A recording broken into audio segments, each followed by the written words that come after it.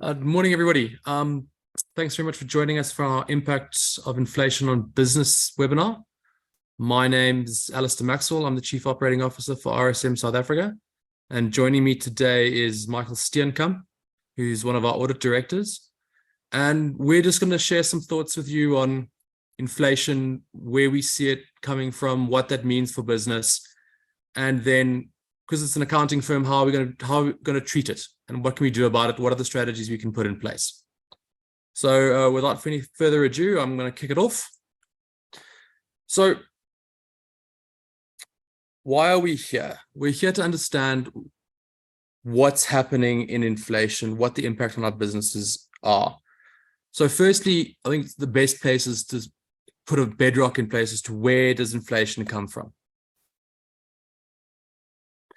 So everybody here, Stats SA measures inflation. What does that actually mean?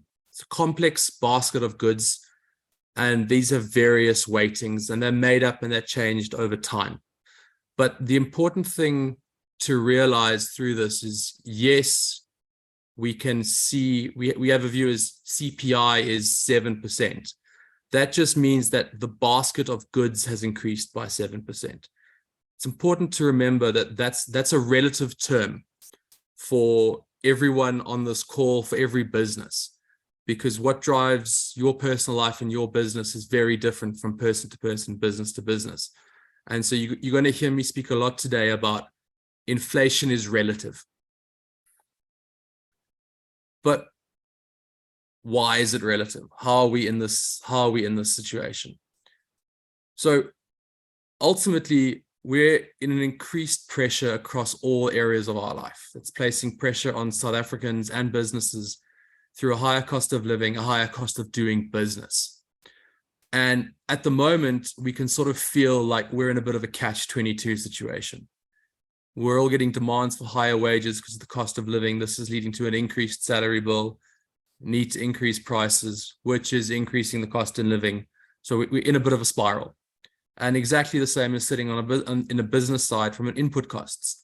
As those input costs go up, there's a margin squeeze, there's a need to increase prices, and that's what's driving inflation.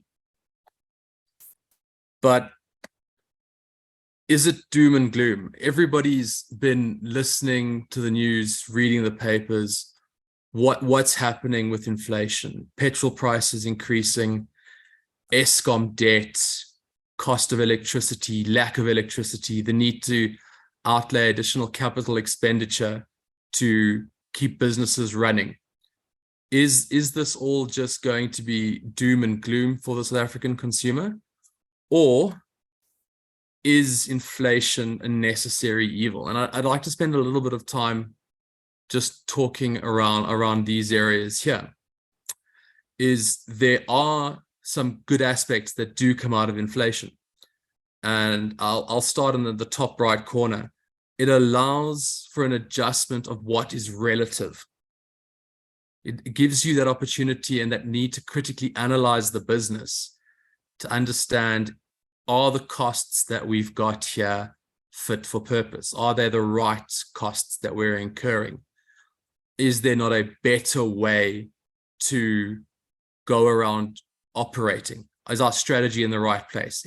It forces us to have that moment of reflection on our businesses. The second one is it does restrict recessions. Inflation's a natural increase in the economy. Ultimately, we'd obviously want that to be that the economy is increasing faster than inflation is, but inflation is a major push factor that goes there. If we didn't have inflation, we would be in a situation where some parts of Europe and the rest and America are, where they are starting to feel more of an impact of recession than, because they've come off a very low inflationary base. And now with a large inflation, you're seeing negative impacts on economies. And what also drives that, and what comes into driving the growth in the economy, is that it forces a raise in pay scales. So there's this assumption in South Africa that your wages are always going to go up by inflation. The rest of the world, that doesn't always happen. In America, you might be looking at 1% increases, 2% increases.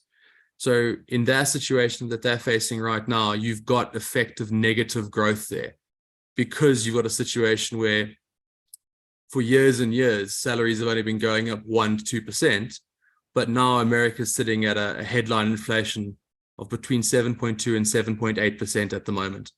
So there is that is happening there. So it is a necessary evil, because it does force a raise in pay scales and wages.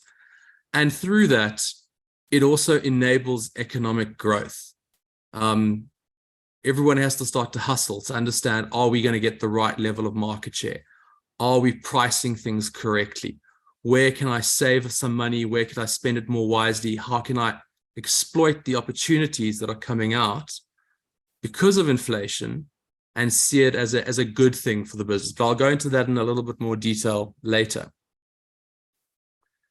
So what does this mean for business? That's why we're here. And again, everything is relative. Now, it depends on how your business is structured. What are your input costs? How are you determining your prices? What markets are you operating in? What channels are you selling through? All of those are going to be impacted by inflation in different ways. Some people will see the goods that are produced as a necessity. Those are usually, for the most part, inflation proof. Everybody's going to need them. They might just cut back a little bit. Necessity goods. Are you seen as providing a luxury good? That's usually the first good that is going to be impacted from an inflationary perspective. But because each of these, because it's relative and it's different for every business and every person, depending on how you're structured and your costs, your response is going to have to be different and has to be dealt with on a case-by-case basis. I'd love to say I've got the panacea or the silver bullet that can fix all of your inflationary problems, but unfortunately I can't. It is going to be different from a case-to-case basis. And you're going to have different priorities, and there's going to always have to be a trade-off between your revenue, your margin, your profit, your productivity, and your staff welfare. So what's driving inflation at the moment for us? Now, inflation traditionally comes from one of three areas: a demand pull, where the demand for something exceeds what the market's able to produce. That's going to naturally increase prices, and that's going to be an inflationary driver, because the market values the good more highly, is prepared to pay a premium for it. Then you're going to have a cost push. That's when your input costs, regardless of whatever those input costs are, they're forcing increases through the system. And then you're going to have built-in factors. That could be wage rates due to labor unions, that could be administered prices in terms of government taxes, electricity bills, changes in your rates and taxes, those input costs that you don't have control over at all, but they're being driven by external factors and that you can't really control. If South Africa, for an example, at the moment, we're still relatively reliant on imports coming in because we've got a high or a weak rand at the moment. Those input costs are being driven. That's a cost push, but at the same time, it's a built-in inflationary increase because you're in a situation where factors that are outside of the control are being driven up. So South Africa at the moment, we're in the last two categories. This is currently where we're sitting. We've got a combination of built-in factors administered by government and the global economy, and that's driving a cost push. And at the same time, my earlier slide had those two spirals. That's where we're starting to find ourselves. The cost of living is increasing, meaning we're getting increased pressure from our staff to have higher wages to keep their quality of life the same. In conjunction with that, because everybody's facing that, input costs for everything else we're using is going up. So we're being squeezed on both sides. So how could you respond? Now, we've put together here five strategies that we think are possible. And again, everything's relative, but each of these is going to come with a positive and negative factors. So the first one is you could literally just pass it on, put a price increase through. So you can boost or maintain your profit, and it retains the quality of your product. What are the negatives there? Because of your price increase, there's a potential loss of your market share. And if you're in a competitive market, or your goods are not seen as being necessities for people, you could have a loss of customers because you've taken that decision to maintain your profitability, push that price increase. Alternatively, you could look at the other side of it, cutting costs. There you can, again, boost and maintain your profit. It can defend your market share because you can either keep your price the same, maybe go through a price decrease through this. That's going to also be there. But it comes with some downside. There might be the potential for a loss of quality on what you produce, whether it's a good or a service. You could have increased staff issues due to uncertainty. Are we going to go through a Section 189 process, a Section 194 process? Are there going to be mass retrenchments? That's going to have an impact on your staff, which could possibly also impact on your productivity. And that could also get you into a different kind of a spiral. So there's, as we said, there's always going to be a trade-off. You could decide to lower your margins.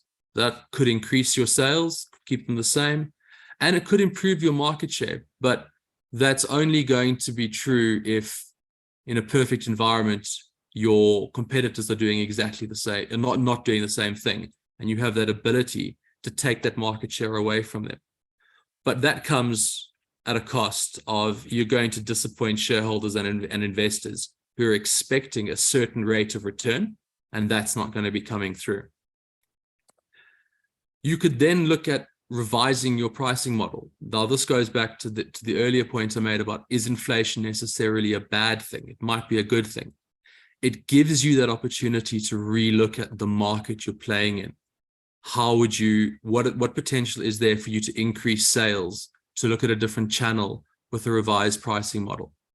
The benefit there is you've got the probability of retaining clients and defending your market share, possibly even increasing it, but over time. This is a longer term solution. And the risk that you run there is you might have lower short-term revenue as the market adjusts, as your customers adjust to these changes. And again, you run the risk in the short term, at least, of disappointing shareholders and investors by not hitting the returns that they were expecting. And the final and probably the most severe option that you could go through is a quality reduction. Lower your production costs, lower the quality of what you're producing. That's the bonus that comes out of that is you maintain and you probably will improve your margins, but at what cost? Because you're most probably going to suffer from a loss of customers, a loss of market share. And how would you then adjust to that? So again, and everything is relative. I can't say that there's a single strategy that any single firm should go to and adopt. You're probably going to go through multiple of those at the same time. Of those 5 strategies I spoke about on the last slide, you might be doing some of those simultaneously, different strategies in different parts of your business, depending how you're leveraged and what your input costs are and how you're responding to inflation. But if we were to give you 3 things that you need to fundamentally understand before making any decision on dealing with the impacts of inflation, is you need to understand how effective are you being as a company? Are we doing things the best way they can be done? How efficient are we being? Can we do the same output for less input, whether that's cost or time? And do we fundamentally understand our cost base? But more importantly, do we understand why our costs are where they are? Are we having a situation where we've got costs that are sitting in the business that are stranded costs that they've sort of been there the entire time, whether it's a legacy IT system that's costing a lot of money to maintain, that's going to be susceptible to inflation because you might be reliant on 1 or 2 highly skilled individuals who know that they've got a monopoly on the market. So do you fundamentally understand the cost bases that you're going through? And once you've gotten to that stage there, you can then look at the drivers of your business, at least from a costs perspective, and make that informed decision about, should we look at dealing with costs or other ways to optimize it? After we get to that stage there, then you can start to say, from a market perspective, are we looking at the right markets, the right segments? Are we positioning ourselves in the right way to give us the most opportunity to maximize sales, or to take a different strategy to improve our market share because everyone's feeling the pinch? But because we're an audit firm, there's always the technical side that comes with that. So how would we then deal with inflation technically from an accounting perspective? And I'd like to hand over to my colleague Mike on this, who'll give us a view from the accounting side, the technical assurance piece. How should you be considering inflation and treating it? Mike? Great, thanks so much, Alistair. And yes, very, very interesting, and it's very, very challenging times and uncertain times that we're living in, and we are sitting at levels of inflation that I don't think we've seen in about 30 years. So, in truth, there's a lot of professionals out there who have very limited experience in dealing with what we're experiencing at the moment in the rising of inflation. And obviously with inflation comes things like rises in interest rates and things like that. So I'm just going to spend very short time. Obviously, I think we could almost have a whole webinar just on the accounting impact separately. But just to add on to what Alistair was saying, I'm just going to spend a couple of minutes just going through what we believe are probably the highlights of the potential impacts that are you facing in financial reporting and the challenges that you could face.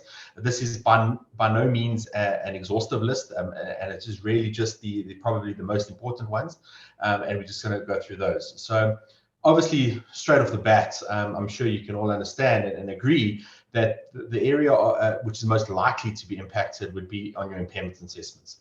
As we know, judgments and estimates all used in impairment reviews are all based on future cash flows, and obviously these are based on what your current results are as well as forward-looking information. And if we're unsure on what forward-looking information is going to look like and what's happening in the market, it could pose big challenges on setting those targets and those forecasts and applying those judgments and estimates and what your future cash flows are actually going to look like. That could be very different to what you've done historically. And linked to that is obviously as inflation goes up, governments try to mitigate that by rising interest rates. And with that, your discount rates are going to change. So if interest rates are going up, discount rates are going to go up, which means that when you're doing your impairment assessments, you're going to have to assess those carefully, because now a rising discount rate, you might be in a position where you might have just been okay from an impairment assessment, but now you're going to be at a level where potentially there is an impairment. So, and obviously we know discount rates are based on WACC predominantly, so, your weighted average cost of capital. So that's a blend between cost of debt and the cost of equity, and both of those in the current environment are likely to rise. So it is just the discount rates is going to be very, very important to assess and to judge, and to make sure that we're getting the right discount rate there. And with these, both the discount rates and the changes in inflation and these assumptions that are increasingly likely to have a material impact on the materiality assessment, vitally, I always tell any client that I ever speak to that what is most important in these kinds of scenarios is your disclosure around accounting estimates and judgments that are being used in your impairment assessments. So that when somebody is using your financial statements or looking at your financial statements, there's no surprise in what they're seeing. So I think disclosure is vital, and I think it's a very, very critical part, almost as important as doing the actual cash flow projections and assessing those and the discount rates, etc. The disclosure around those is as important. Then the other area, it's going to sound strange, but I think, but it is, I think, a very important one to consider, and that is the increased risk of fraud. As living costs go up, as Alistair said in his presentation, costs of living are going up. There's pressure on staff. There's and staff have a very personal pressures that they might be facing with cost of living going up and interest rates going up and disposable income becoming less and things like that in this environment that we're in. So there is a very real risk of fraud in an entity when not proper controls in place, and employees might be looking to get their hands on funds to maybe cover their personal needs. But also a lot of time, and we see this in a lot of companies, that bonuses, for example, are set up, are based on revenue, on profits and things like that. So that also, again, increases the risk of fraud. So it's very, very important to consider that as well. And just to make sure that you have adequate controls in place to mitigate the risks of fraud. And then another one is there, as you can see, is revenue. Definitely, as costs are going up, it might be a very real thing that you need to renegotiate and look at your pricing structures on your contracts with your customers, because you need to maintain your profitability. As Alistair said, shareholders and investors are looking for a specific return and a certain return, and the pressure's there, and it's very difficult sometimes to pass your pricing increases onto customers, but it is something that you might need to negotiate with your customers. As your prices go up, you might need to look at your pricing structures with customers and reassess those to make sure that you maintain your profitability. And with revenue goes the recoverability of debtors. That is obviously, we all know the lovely expected credit loss calculations, and as costs are going up, the customer's ability to pay is getting, the risk is getting bigger that they're going to go into default and not be able to pay their debt on time or pay it late or whatever it might be. So that is a real assessment in calculating your expected credit loss and assessing the recoverability of your debtors. So those are two real impacts that inflation could have. And just, sorry, let's just go back to the previous slides, right? And then, so just on other costs considerations that we need to think about is really operational costs that could go up. Alistair mentioned it as well. There's an expectation for where there's a potential increase in employee costs, because Alistair mentioned it, that costs go up typically in South Africa. Employee costs go up based on inflation, and is that a reality? And that could have a significant, especially if you've got a big labor force, impact on profitability. Fuel and distribution costs are going up astronomically. We know that in South Africa specifically, and it's a very real thing. And then also increased lease payments. If you've got lease payments or lease escalations in your contracts that are linked to an inflationary increase, those are becoming bigger and bigger and higher. And are you able to, in year 5 of your lease agreement, cover your lease payments? Again, something very real that we should consider looking at and seeing how we can address those. Then obviously impacting all of this together in one big bucket is all of these things I've spoken about and others, is the impact on going concern. We know that it's a very real assumption, important assumption to make in going concern. And with the increases in inflation, increases in cost, decreases in profitability, and things like that, I think the risk of material uncertainty could increase significantly, and especially to companies out there and auditors out there. It is when you busy with your clients and they are impacted by these increases in inflation, is something really to consider. Make sure we document and assess appropriately.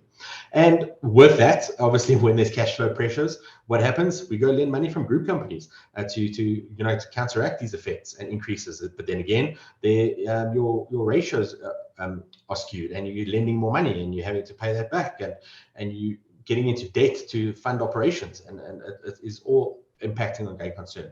And then with an increase in interest rates, you go obviously, if they're linked to a prime or they're linked to a variable rate, what's going to happen? Debt repayments are going to go up, and then again you've got cash flow constraints. So again, affecting going concern. So these are all real impacts. And another one is lastly just on recoverability of deferred tax. We assess a deferred tax asset that's raised in the financial statements, whether or not that's recoverable, whether or not we'll have future taxable income to set off against that deferred tax asset. And as things are getting tight and profit margins are going lower and profits are depleting, it is a real assessment and whether or not those deferred tax assets that we're raising are really recoverable and really valid. So those are just very, very high level, a couple of, we believe, important things to consider in financial reporting when it comes to the impacts of inflation and a little bit of interest rates. So really, like I said, the list goes on and it could be a lot more and is a lot more, but we just thought we'd just bring these ones to your attention to consider in the world that we're living in today. Thanks very much, Alistair.